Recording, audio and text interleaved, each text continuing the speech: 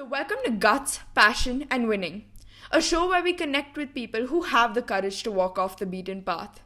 People driven by conviction. I'm Inika Chikarmane, and we are joined today by Mr. Aroon Raman, who is the driving force behind two successful companies. He grew and then successfully exited his first company, Raman Boards. He then funded his second company, Raman Fiber Science, and in a few short years also took it to a successful exit. He is now also an accomplished author with 3 books and counting. This program is pre-recorded. However, you can tweet any questions you have for Mr. Aroon at Aroon Raman on Twitter with the hashtag AskGutsyWins. Hello, Mr. Aroon. Hi, Inika. So, I'd like to get straight to it. So, your first company specialized in material used in electrical appliances. Could you give me an insight into that material, the actual value your company added, and your competitive advantage? Well, the first thing that's important for you to understand is this is a material called transformer board. Mm-hmm. It's a very special paper board that's used as a high voltage insulating material in transformers. Mm-hmm. Now, the transformer world is a very big world, ranging from the transformers you see on poles on the roadside to enormous transformers in power stations which are the size of a 2-story building. Mm-hmm. Right? So the electrical material goes inside. So as you can imagine, it's a relatively small but a very critical item in the transformer. So what it means is that as you go up the transformer sizes, the material is more and more critical, but you can't buy your way in. Mm-hmm. You can only succeed by means of doing something that your competitors are not doing. Mm-hmm. And in the very high voltage end, there were only 3 companies in the world. And it was very hard to penetrate. So my whole journey in that company was, how do I become one of the top 3? And how do I differentiate myself sufficiently successfully in the mind of the customer that I am able to crack that barrier and join that bigger league. Mm-hmm. So my whole life, initially I ran that company from about 1997 to 2007, so about 10 years. 11 years was all about creating this differentiation and building value in the business and becoming global in that context. Mm-hmm. So can you walk us through the evolution of the first business, how you grew it and the challenges all the way to your successful exit? Sure. You see, as with all, in my view at least, as with a lot of business successes that happen over time, the fundamental strategy, if you will, has basically got to be quite simple. Mm-hmm. If it's a very complex strategy, I'd say in many cases it's probably not the right strategy. So in our case, when you look at, or in the case of most businesses, if you ask yourself, hey, how can I be globally successful? How can I be one of the very best in the business, right? The question immediately comes, in what axis am I going to differentiate myself? And typically, there are 5 axes on which you can be very different from your competition. I call it the PQCDS axis. P is for product, Q is for quality, C is for cost or pricing, D is for delivery, and S is for service. So in PQCDS, either your product is blindingly fabulous. So if you're running a pizza business, your pizza is just so mouth-wateringly good, or your dosa is so fantastic that customers queue up in front of your restaurant, right? Mm-hmm. There are long queues and people will wait even if your service is lousy and your price is high. Yeah. Apple is a great example of a P differentiated company. The other one is Q. You're just better at consistently providing a customer with a product that never fails, which always works the first time, which is very reliable. And so there are companies that have built their entire success on Q. A good example has been the Japanese electronics industry in the 1970s and 80s and 90s, right? Yeah. Even their cars, the whole axis of differentiation has been reliability and quality. C, price. Now we know that whole countries, for example, China, the axis of differentiation has been pricing. Yeah. You get Chinese goods much, much cheaper than any other country in the world. Now, there are obviously products where that doesn't work, but there are many products where price is of vital importance. From pens to little battery cells to what we call low value items in our lives, we still go by pricing. Yeah. So you can differentiate on price, and China does that beautifully, and many companies do that very well. Delivery and service is what we in Raman Boards, the first company, decided to focus on. The reason is our competitors were very, very, very big. We had ABB, who ultimately bought us out. We had Mitsubishi of Japan, who were so big, they sometimes didn't even know they had this business. Right? It's not even a third decimal point on their balance sheet. Right. And the big company, another company, which is a Swiss company, these guys were so big. So what does size do to you? You really slow down in your responses. So delivery and service levels, we found if we did a blindingly better job than our competition.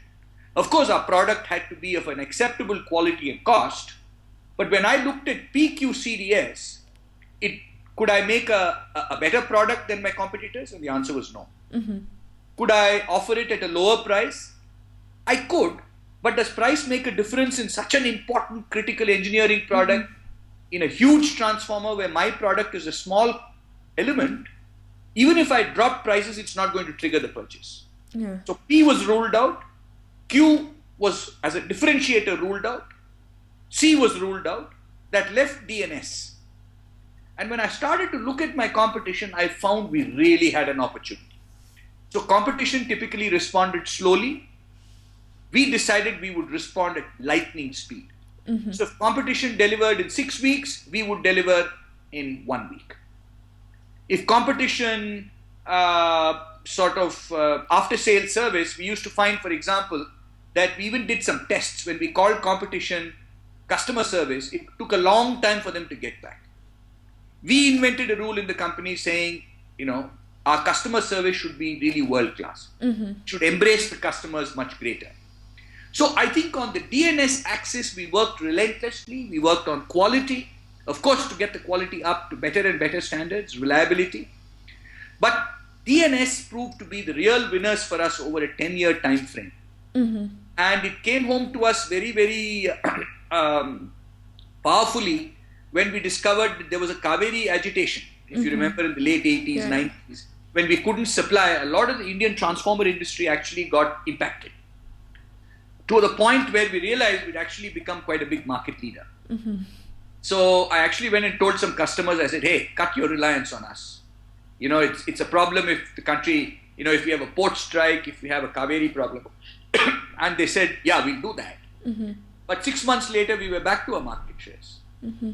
Why? Because one customer told us, you actually have spoiled us. We're so used to you guys, we find it hard to even deal with competition, right? So that is what I call the axis of differentiation, which allows you to build a brick wall around the customer. And when you brick wall him, you acquire a large share of his business and make him dependent on you. Mm-hmm. That's the holy grail of any successful strategy. Mm-hmm.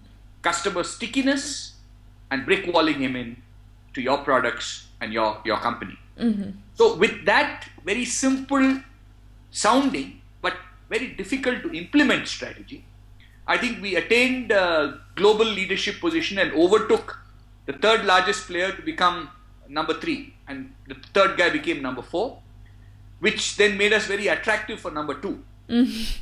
To buy us out. So ABB of Switzerland then made an offer to buy me out in 2006, and in 2007 I divested that company to them to concentrate on my new company, on my other interests.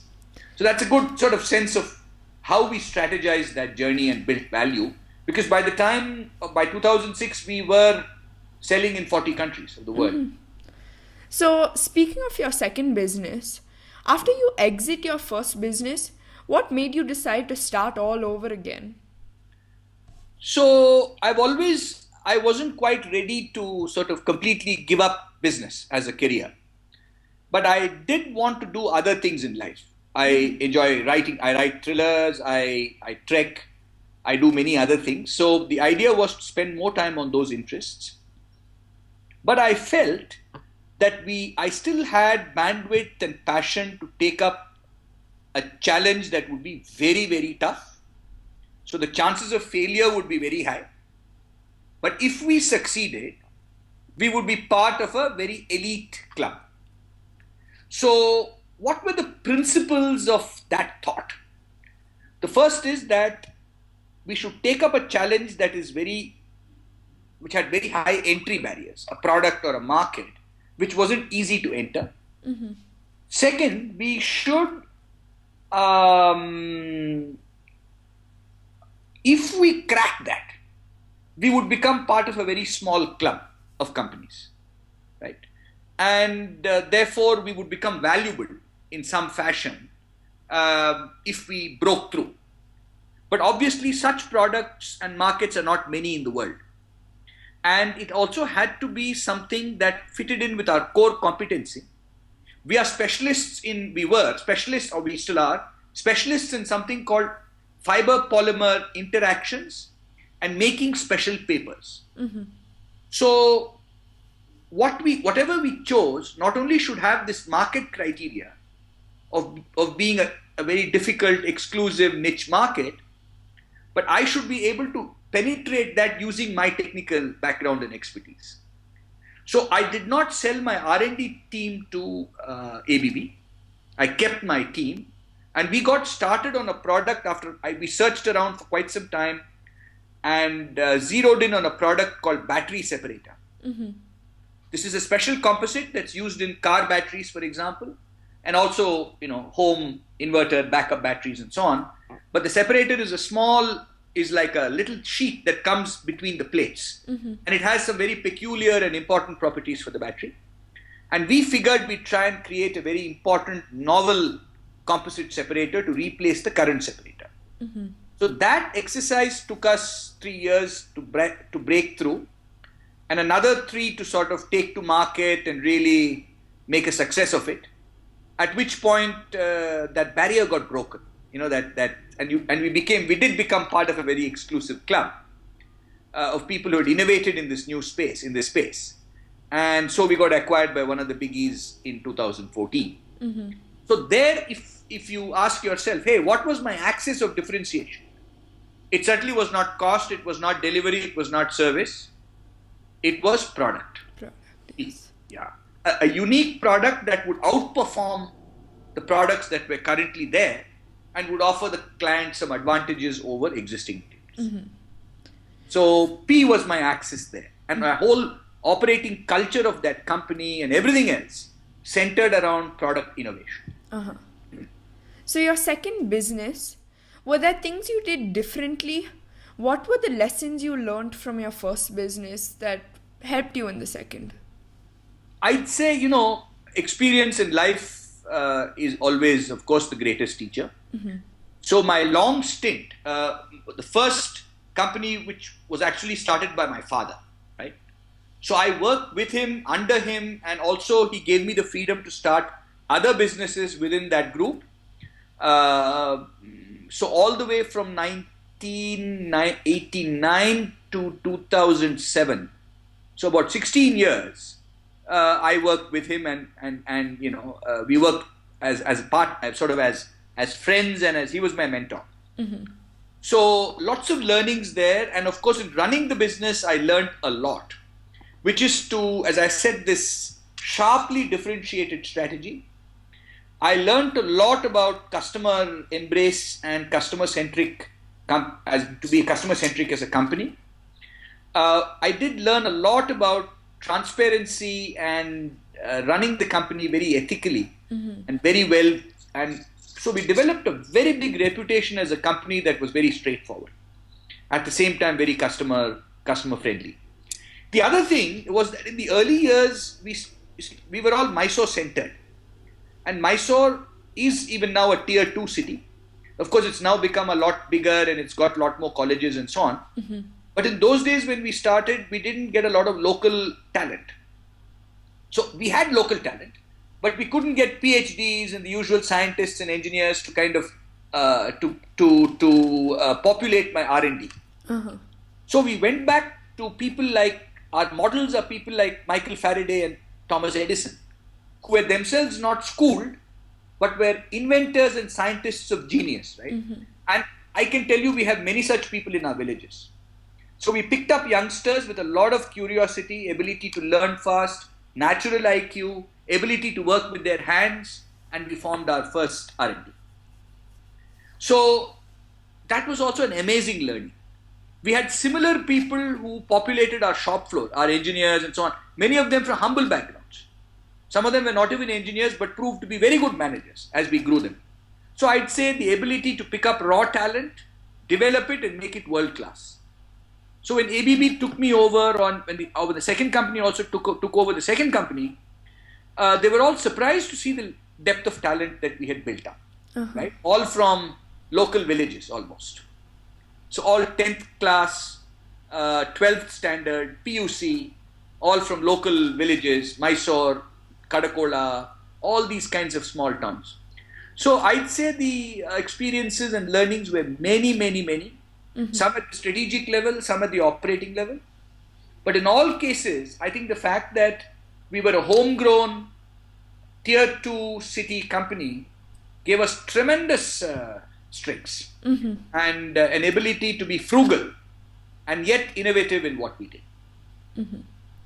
So you have taken 2 businesses to exit. You could have just as easily kept going in both instances, but you chose to transition to someone else. How do you know when to exit, and once you decide to do so, what changes? So it's a very psychological question, really. In the mind of a founder, I remember vividly that when ABB made an offer to buy us out, I wasn't expecting that. Actually, I was planning to take the company public. But when this offer came out of the blue, I went and asked my dad. I said, look, what do you think? Because you're the founder. So he made a very profound statement. He said, look, you're in charge now. You've got to make the decision. I'm not in charge. You're in charge. The second thing that he told me was, and remember only one thing when you make that decision, you run the business. The business doesn't run you. Quite a simple but a profound statement. And it forced me to think, and I then realized that I had a lot of interests. And running the first company was taking a lot of my time. More than I thought was desirable in that stage of my life. See, I was then 47 years old. I had a variety of interests, both in college and afterwards, but I hadn't been finding the time to engage in them. So my wife also played a part, and she said, look, why don't you start thinking about it seriously? So when I started the second company, one of the first things I did was I hired a very competent CEO. So someone I could trust and who I could leave the day-to-day running of the business to. And I concentrated on the bigger strategic issues. But it also meant that particularly I stationed myself in Bangalore while he and his team were running the company in Mysore. So that also gave us a sense of distance and me a sense of space. So I used to spend about half my time on the business and half my time went for my other interests. That was a good mix. But when this new breakthrough happened and the offer to buy us out came in 2014, I was then mentally ready to really move to doing my own stuff full time. That doesn't mean that I've switched off from the corporate world, far from it. I sit on a number of company boards. I consult with a few companies. So there is a corporate element to my life, which continues, but I've been increasingly wanting to engage in non-profits, in my trekking, in my writing, and that sort of stuff. So I think this again is a psychological moment. So when it happened in 2014, I was 54, whereas the first exit was at 47. So again, in those 6-7 years, one tends to mature as an individual or tend to change a little bit more. Priorities shift, many things happen as you become a little older. So it all worked well, and that's how that exit happened, and it worked extremely well. So I'd say that again, the decision was primarily a sort of based on the fact that I was ready to move on to other things full time. So the buzz in the battery space seems to be all overseas around companies like Tesla. What innovations in this space do you think would India be well suited to? So Tesla is, while it's a company with a lot of buzz, um, you have to remember that the all-electric car is still very expensive. The reason is that it uses a lithium-ion battery, which typically is expensive. Now, costs have been coming down, but it's not very clear how long it will take for that cost curve to drop sharply enough and for the performance of an all-electric car to become sufficiently robust that it'll start to replace a lot of petrol vehicles. Most battery companies and even the automotive industry thinks it'll take a long time. You will of course see some shifts. So if you see in India, the all-electric car, we only have the Reva. Yeah. The Mahindra all-electric, and that's still very expensive for its size, right? And India being cost conscious, it's all going to take time for it to really become a preferred vehicle. It's going to take a long time. So the world is betting for the next 15 years on hybrid electric cars, and India too will move hybrid electric increasingly over time. So the hybrid electric design that is likely to be adopted is something called ISS, intermittent start-stop. So in India, our biggest problem is very heavy traffic. So what happens is the car often stops because of traffic jams and traffic lights and here and there, at which time the engine is idling. So in ISS, the engine actually shuts off when you stop, when the car comes to a halt. And the engine will stop and the entire car's power, your air conditioning, music system, wipers, anything that's running will run on the battery. When you again move, the engine kicks back in, but it does so smoothly that you can't make out. Right? So that is ISS. And it is the design now that is likely to cut emissions sufficiently to meet, for example, US, European, and hopefully tomorrow Indian norms will be ISS. So that's the trend that I see happening over the next decade and a half. While the all-electric will have to, technologically solve many problems in order for it to become more and more viable. Even the hybrid electrics of the type that you see today, the Toyota Prius and so on, are still very, very expensive. Yeah, definitely. So I think, we have a ways to go. So I'd say Tesla is, there's a lot of hype. And some of it is justified, but I think some of it is going to take a long time.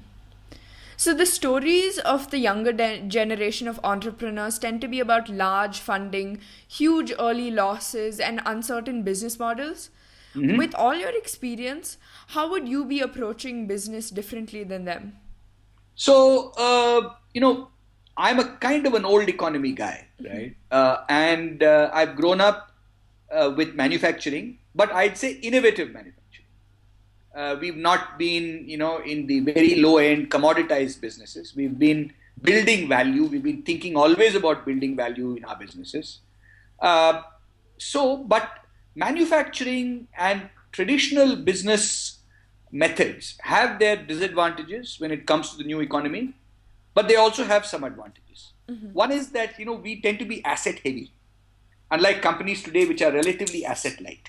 So we have land, we have factories, we have equipment, and we also rely on bank borrowings, right? So all that imparts a very, very healthy financial discipline to well-run manufacturing companies. You've got to pay your interest every quarter. You've got to repay your principal to the bank. If you don't do it every quarter, if you delay, you become a non-performing asset with the bank. And you don't want that to happen, right? Yeah.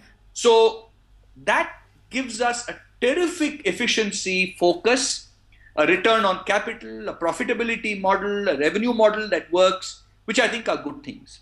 Definitely. what I am a little concerned about in the new generation of startups, though that's now correcting even as we speak, has been the rush to raise money and then using the money very unwisely because you have a lot of money, piled up. So the rates of cash burn have been excessive, and they've also gone into very ill thought out models. So I've met a lot of the new age businesses and I've said, hey, what is your axis of differentiation? And they have some wow product sometimes, and they get it started. But the problem with all these products is that within 1 year you have copycats, because the entry to barrier for most of these businesses is very low. Yeah. So if you take, for example, Paytm, they've been very successful as the first mobile wallet off the block, right? But just 6 months, 8 months, 1 year down the road, when you look around in the mobile payments and in the online payment space, the mobile payment space, it is enormous. Every bank has got into the act, and there's multiple other mobile wallets. There are 40 offerings, and the consumer is a bit confused. And Paytm is losing money, right? So unless you have a sugar daddy there who keeps feeding you money and shoveling money towards you, which is sometimes also possible, it does happen, right? But the fact is that the question then arises to an old economy guy like me: how are you ever going to make money? Because the moment you become expensive on your transaction costs, well, I'll stop Paytm and move to somebody else who's got his new round of funding and who's sort of ready to sort of give me free services, right? And that's what's happening in e-com. So e-com, for years, they've grown the top line so much without growing the bottom line in any fashion that it's now becoming a challenge. And it's the same challenge with people like Uber and Ola, because you have negative bottom lines. And there's no clear sign of how you can actually turn profitable. It could still happen, and it may still happen, because these guys are very smart, the guys who are running these companies. But at best, I'd say the horizon looks a bit cloudy. So there will be many, many failures and relatively few successes. So I see this business, when I do some financing of ventures myself, and the first thing I look at is, hey, what's the business model? How quickly are we going to start making money? And who would be interested in this? What's the exit? Very hard questions that we need to ask ourselves upfront now of any business. Because there's already a little bit of a funding winter when it comes to a lot of startups, Yeah. The old food aggregators, the delivery guys, all these models which have very few entry barriers, it's going to be hard to survive. So 2 successful businesses already. Is there any chance we might see the third one of a trilogy? No. I think fairly clear on that. But I get vicarious pleasure. Because I advise companies, I kind of, in 1 or 2 of them, I'm deeply embedded already in their strategic processes. So, I have all the fun without any of the, any of my, let's say, without having to sort of have sleepless nights, put it that way. So why would I want to now exchange that? No.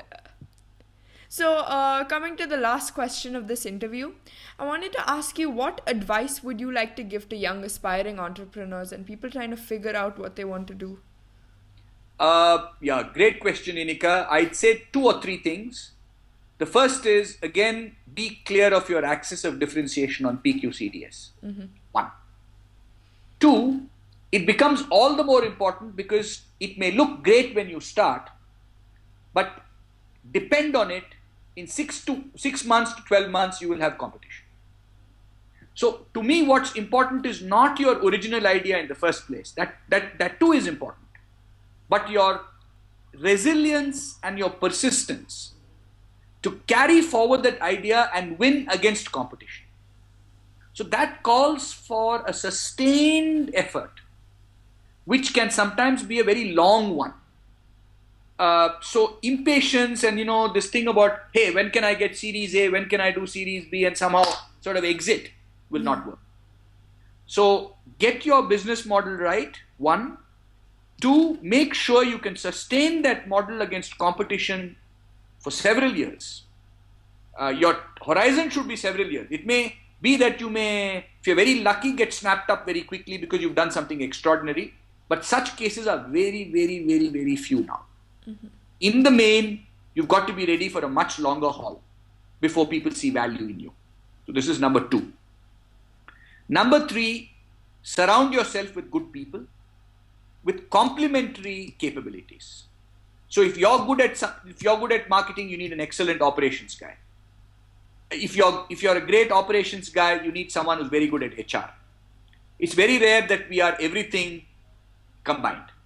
Of course, we are to some extent everything combined. Any startup guy is like that, but it's always good to have people with complementary capabilities and different viewpoints, right?